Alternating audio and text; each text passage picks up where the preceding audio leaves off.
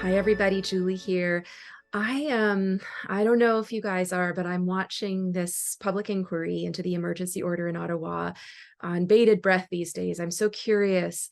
I wasn't a convoy organizer by any means, but I was there. I was there for a few days. I spoke on the Hill. I supported the convoy participants without question, and I still do.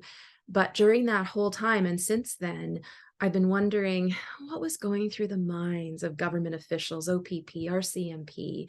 What was the decision making like? Were they in lockstep with one another? Was there disagreement? Was there confusion? Because what they did, invoking the emergency order, seemed so out of proportion with the event itself. And I think anyone who went to Ottawa, with some very, very minor exceptions, saw humanity and collegiality and, dare I say, even friendship and love among people who didn't prior to that know each other. Certainly peaceful protesting, and the endurance of the truckers really struck me. I was there very early on during the protest, but they stayed for weeks after I was there in frigid temperatures, supporting each other, living on the streets, all for our sake, for the sake of people who now vilify them. And it's all such a surreal thing. And I'm really hoping over the course of the commission. So we're just starting day 6 now, and it's a 6-week long process. It'll run to the end of November. And I really want to have some conversations with key people, interesting people, people who were there, who were impacted, who have some unique insights to offer us. And I'm very lucky today to be with a lovely person and a very interesting person who was right in the middle of it all, Tom Marazzo, Freedom Convoy volunteer, and also former Georgian College instructor. And maybe we'll get to, I say former because your story is very similar to mine in that you were terminated with cause, not just for refusing to comply with the mandate, but for raising questions about it in the first place. So Tom, thank you so much for taking the time. I'm sure you're going to be in hot demand over the next few weeks. And I really appreciate the opportunity to have conversations, because who knew we'd get to a place in Canada where we weren't supposed to do that anymore. So thank you so much. Let's just start.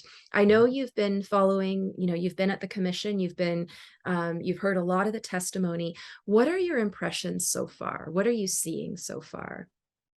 Well, I have several impressions, and I think the biggest one that I really finally honed in on today, or maybe even last night, I was talking about it with Keith Wilson last night.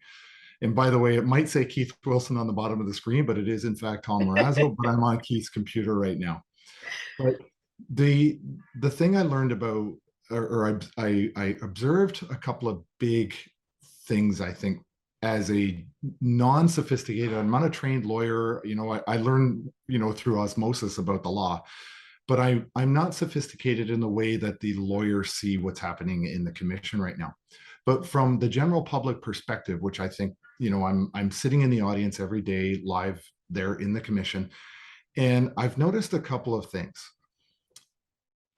When the politicians, the local politicians, get up and give testimony, there is this automatic default to slander the convoy and to repeat the mainstream media talking points of 9 months ago, but they amplify it, and they amplify it in even a more grotesque sense. And their willingness to throw each other under the bus is incredible to me. Sorry, I don't know why my phone just went. Um, it's something to be seen, and that is really, really striking. And contrast that to the public servants that are not elected officials. And so what we saw was the city manager. We saw Kim Ayotte, he's the safety person for the city. Then we saw testimony yesterday from Superintendent Pat Morris. And there's a huge contrast. I mean, they're both public servants, but one is elected and one is not. In the role of the non-elected public servants is to put the political people into good positions to make decisions, because we elect them to make the decisions on behalf of society.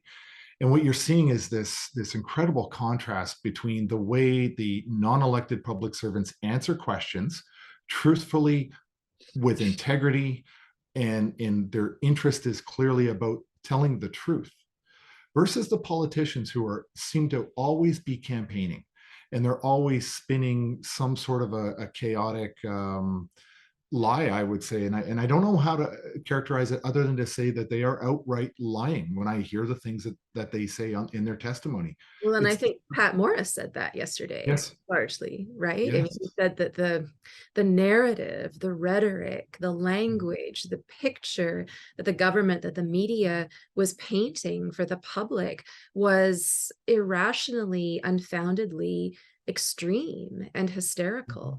And that he was very clear, I thought, a very sympathetic, balanced, poised thinker who seemed to be very, you could imagine, I mean, this requires an act of the imagination, but you could imagine him approaching his work with that same kind of care. And he frequently said things like, now let me think about this for a minute, and then someone would show him a document. He didn't just with reflex assume what was in the document. He very carefully wanted to see the top of the document and read it before respond. He struck me as being a very thorough, balanced, considered sort of person.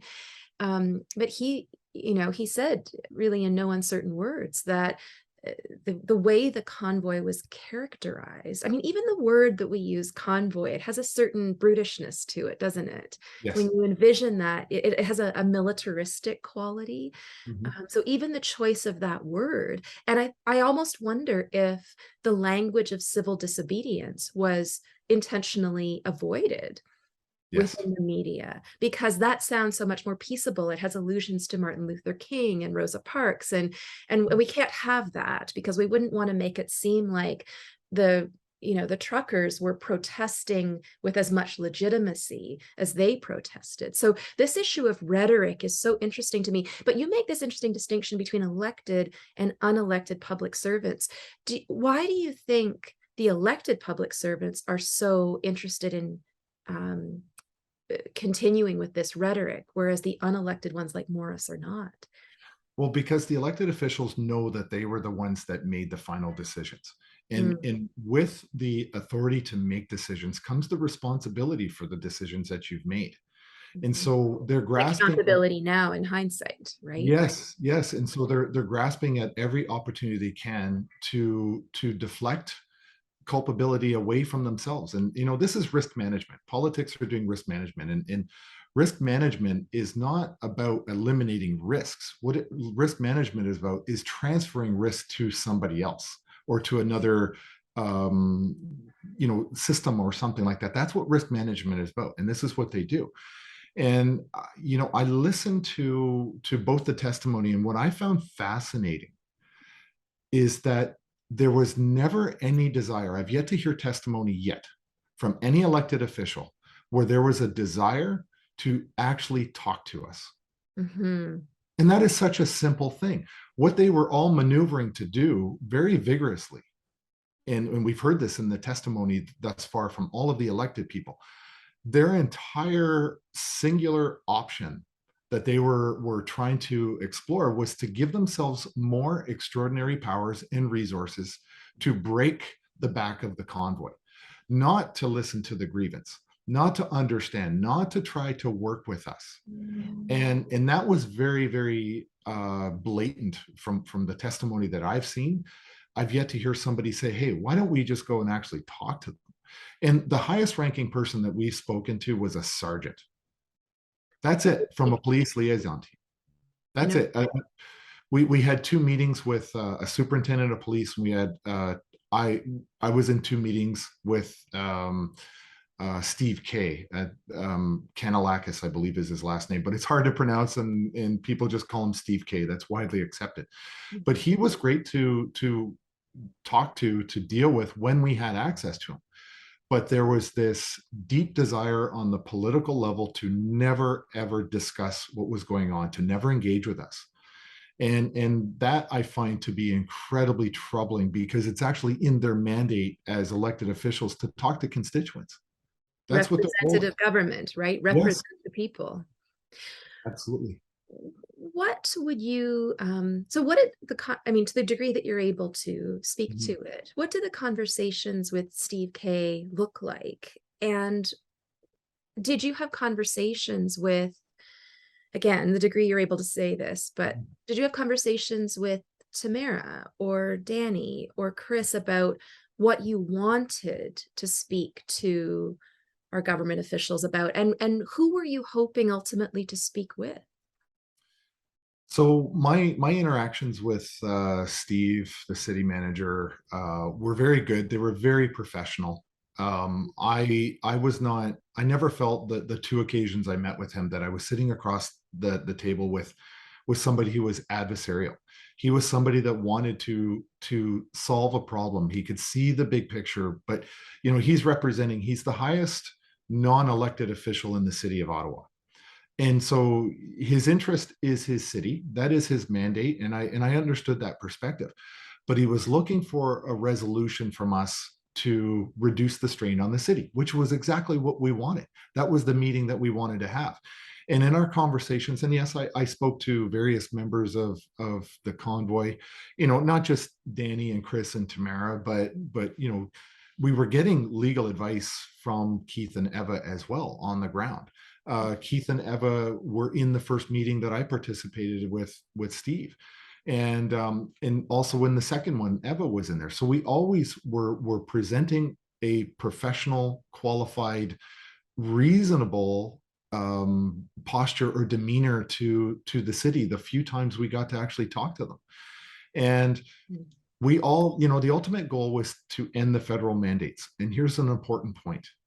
We knew that our issues were with the federal government, and we were actively trying to work. We had meetings about it. We were actively trying to work with the city to relieve the pressure on the city. But the city politicians interfered at all the wrong times. And I mean, I'll give you a great example. We applied for permits for the porta potties. We brought the porta potties anyway, but we applied for permits. They were denied. And then the city refused to allow us to get them cleaned. And so all these stories about people defecating on the ground or urinating, well, that's not true. But the case could be made that we actually tried to work with you guys to do this, but you prevented it. You inflated the situation to the point where maybe one person did it, and now that's the entire narrative. So this is Like the kind Nazi of flag or. Oh yeah, yeah. And I mean, there was one flag, right? One Nazi flag, which happened to go into exactly the center where all the RCMP were sitting. And then there was one flag. I saw the flag myself. I remember. I don't remember the day, but it was 4 needles. There were needles that formed a version of a swastika, and that was the point, right?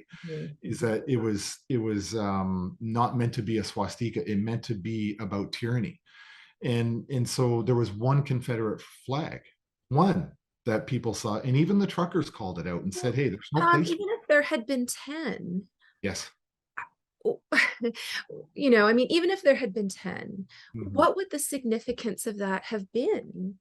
And would that even have justified Right. invoking emergency orders? I mean, what we've seen, I think, so far during the commission is that the expectation for Mhm. proof, demonstrated Yes. proof of violence or threat of violence has to be Mhm. very high, right? Yes. So symbolism itself is Yeah. not violence, is that? I mean, we've heard this rhetoric from our prime minister, and when we look at the hate speech bills that are at various stages of Mhm. moving the way through government, that they are speaking as though words themselves are violent. So we might are violent. So we might be moving into an era where words and imagery and symbols are treated as though they're acts of violence. Yes. And I'm not a legal expert or a political expert to understand whether or not the Emergency Order Act covers those sorts of things. But isn't it a very odd place we're in now, where Mhm. we not only say that the exception to behavior proves some kind of rule. So Mhm. having one flag that represents, or has some connection to Nazism or totalitarianism, must speak for a broader ethos of that view through the population. But we also say that holding views, saying things, is violence itself. I mean, were you thinking about that during the convoy itself, or are you thinking about that now that the commission is underway? There's also this incredible hypocrisy to me, it Mhm. seems, that now we're engaging in this lengthy, I mean, every day, so it's not only 6 weeks, but every day it's gone over pretty much, hasn't it? I mean, it's a long process, Long. an expensive process. Mhm. Um, and an inquiry is an opportunity for testimony, Mhm. to hear people's stories. And isn't that the only thing you were asking when you were in Ottawa? Hear our story. Yes. Talk to us. Let's talk about truth. Let's talk about significance. It Relations fell apart between the convoy organizers and the government because they couldn't do what the government is now allowing to happen, right? I mean, there's an irony. This is just hard to overlook. And there's three words that I've been going through in my mind for the last couple of days listening to the testimony. One is hubris. The other is irony. And honestly, every time I hear Justin Trudeau speak, I think hypocrisy. What's interesting is the day that they revoked the Emergency Act last year, or last February, I think on the 24th of February. The very next day, on a Thursday, Justin Trudeau actually did a press conference and came out and said that they stand with the people of Ukraine against tyranny. The day after Very he clearly. revoked, yes, he revoked his own Emergency Act. And you brought up an interesting word in the beginning. You talk about proportionality, right? And if you look at the level of violence that all three levels of government were angling towards, in versus what we saw on those last 2 days, the level of violence that they brought were nowhere near proportional to the behavior. And like you said, you could have had 10 of these flags, but look at the actions of the people on the ground. What, people were dancing, singing. I don't know how many times I heard people singing "Oh Canada." I've seen, the bouncy castles and the hot tubs are real. They really did have that, but I don't know, what kind of calculus are you using where you're equating proportionality with bouncy castles, children, and the level of violence that the police brought? It doesn't You know, come out a balanced this is a equation. personal anecdote, but on day 4 or something, well, maybe I got there on day 3 or day 4. I drove through the downtown core with a 2-year-old in my back seat, Yes.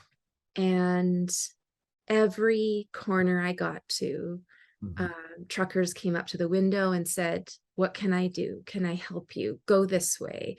And they were the loveliest, warmest people. And the same thing when I was leaving the city, they knew I had a child with me, and they moved their trucks. They, asked people. I mean, they were just so charitable and kind. Yes. And I was just so, I mean, to this day, I'm impressed by the level of cooperation and humanity and respect for each other. And I mean, I know that many of them knew who I was. But I don't think they were respectful for that reason. Right. I Yeah. think they were just there with a very clear purpose in mind, and it was not to terrorize anyone. Mhm. And from my own personal experience, when I was there, I believe in the second week, I had gone into a meeting and it was requested that the phones be turned off, or not even in the room. And the meeting went on for about 4 hours. And during that time, my own son was being taken to the hospital in an ambulance in, back where he lives. And he was fine. He returned home at 5 o'clock in the morning that day. But this was on the very first day that I arrived. I was in a meeting with a lot of the people that had been there as organizers, getting the convoy to what it was, because I arrived 2 days after the convoy actually made it to Ottawa. The first thing that we did is we got a map that night and started planning out all the emergency routes to hospital into vulnerable infrastructure. So we made that a conscious effort. And I had a personal vested interest in making sure that all EMS vehicles could get to and from the places they needed to, and to make sure that we never had an impact on emergency services, their ability to come to the rescue of people in need. And if you listen to the testimony this week, the emergency guy for the city, Kim A, he confirmed, yes, there was never an emergency lane blocked, right? And so we heard about all of these lies in the media, and they were further amplified by the local politicians and the Ontario politicians and the federal ones. It was all lies, right? Because we worked to be safe and responsible because we all had a vested interest in it.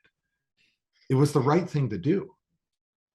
Well, I mean, I'm just so it's always amazed me the Mhm. skill and the intelligence that were required to make that happen during something that could have just been a chaotic mess, right?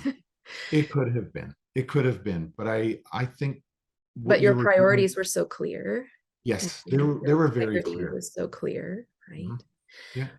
It's interesting to hear you talk about your son. I think it's important, and I hope everybody who's watching, like, let's think about this for a minute, because one thing that happens, I think, when events like this transpire and the government and the media has a very clear interest in portraying relevant parties in a certain way, is that one of the easiest ways to demonize someone is to dehumanize them.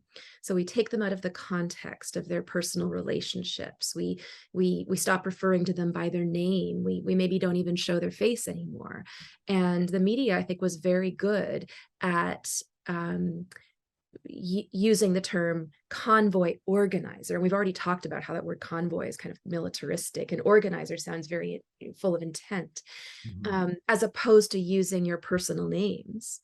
Yes. Right. And I think it's easy to forget that everybody who was involved in this is a person and has a Mhm. story and cared deeply. You have a child. We've we've sat at dinner together. We've had conversations. You think about Danny and his wife are the loveliest people with the most beautiful children, Yes. family people. And I don't know Tamara's personal situation, but you understand she has grandchildren. These are people who they're known, their lives are about more than just the convoy, but they put everything on hold. You put everything on hold and made sacrifices that we probably can't even talk about here, because you believe that it was important to do this. I just came off a call with someone who was asking me, how could you give up your job and Mhm. speak out and then just be, trounced by the media and dragged through the mud? And my answer to her, and my answer always, is that because not doing so would lead to something so much worse. Agreed. And Absolutely agreed. you know and I've often said that the reason we all participated in this is because it was necessary. And it's that simple. yeah. It was necessary because after 2 years, if you look at all across this country, people protested in every major city in this country for over 2 years. And Mhm. what was the net effect of that? More mandates, more lockdowns, and a complete unwillingness to engage with the public across the country, but a full-on concerted effort to give the politicians more extraordinary powers at every level of government, Mhm. to fine people, to arrest people, to lock people down. At the same time, the politicians were giving themselves extraordinary powers. They were abdicating their responsibilities to medical unelected bureaucrats who then they could, because I think they all know instinctively at the end of this, they're going to have to be accountable for it. But they always gave themselves a scapegoat. If you look at even in Ontario, you've got Moore, who is the built-in de facto scapegoat. As soon as he's no longer useful to Doug Ford, he will be the scapegoat for all of these actions. Um, and this is what we saw, that the people in this country were screaming at the top of their lungs for 2 years, and nobody listened, And still are. and still are. And my a good friend of mine was in Windsor and was arrested on the bridge in Windsor. He's a veteran, and he reassured me over and over. He said, "Look, we didn't block the lane. We didn't block the bridge entirely. We had one lane open." And we had this conversation one night in Toronto at the Worldwide Rally, is where we all were after the convoy. And he said to me, he said, Tom, the convoy was the People's Emergency Act. And I was like, wow, that's exactly what this convoy was the People's Emergency Act. And I am writing a book about it, and I couldn't think of a better title than to say that this was the book is going to be called the People's Emergency Act. And I'm not trying to plug the book. I'm just saying this is what it was about, is the people's desperation. And the government had crossed a line, and the truckers were the perfect industry to get the attention of every level of government, and to finally build hope and courage for the rest of the country to get behind and say, you're going to have a hard time moving a truck. So you know what, if they're going to go there, I'm going to support them, because like me, I hid I was the gray man for 2 years in my struggles. Mm. And I remember watching your video, Julie. It was the week that I got fired from my teaching job, was the week you got fired. And I remember sitting on my couch watching your video at the end, and we were all crying in my house, right? As you were crying on the video. I mean, this was personal. This was not, Mhm. an abstract. This was happening to all of us. And so, for me, I knew that I was never going to just roll over. I was going to fight back in any way that was productive. And where was the opportunity to do that? I mean, they were masterful at isolating us, and like they did. But until that convoy rolled into Ottawa, it gave a lot of people an opportunity. I mean, I wasn't part of anything in the beginning of this, but the truckers gave me a voice, gave me an opportunity to use the skills that I've always had as a soldier, for 25 years in the military. And not, I didn't, this is the beauty, I didn't need to use combative or combat related skills. I needed to just use project management skills to help with this. And the truckers gave us all an opportunity and a voice. I mean, the mandates largely Mhm. have lifted, although there are certain institutions that are still Yeah, mandating.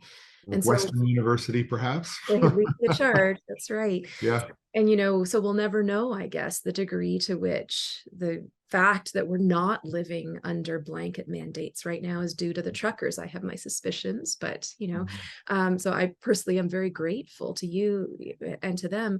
But so many, even though the mandates have lifted largely, there are people who are still fighting for their children in court, who are Mhm. fighting to keep their jobs, who are fighting to be heard Yes. by their friends and their family. And I know we've got to go in a couple minutes, but tell us, what are you? I mean, you're going to testify at the Yes, I am. commission.